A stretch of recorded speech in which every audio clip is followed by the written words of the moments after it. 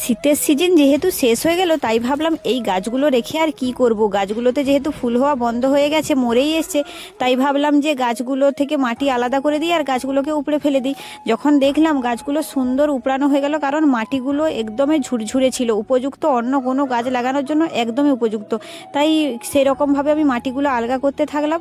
তারপরে ভাবলাম যে যদি কোনো গাছ দেখতে পাই অবশ্যই এই কন্টেনারগুলোতেও লাগিয়ে দিব।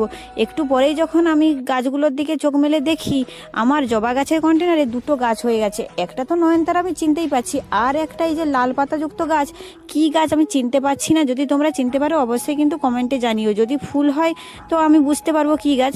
আর আমার কমেন্টে একজন বোন মেঘনা মণ্ডল নামে আমাকে বলেছিল, দিদিভাই আমার ভিডিওতে তোমার নাম নিও, তাই তার নাম নিলাম। থ্যাংক ইউ সো মাচ আমার ভিডিও দেখার জন্য। এভাবেই আমার ভিডিও দেখতে থাকো আর সাপোর্ট করতে থাকো। আর তোমাদের যদি আমার ভিডিও ভালো লেগে থাকে তাহলে অবশ্যই চ্যানেলটিকে সাবস্ক্রাইব করে দাও আর বেশি বেশি করে লাইক করে দাও, আর বলে যাও যে কেমন হয়েছে ভিডিওগুলো। বাই, রাধে রাধে।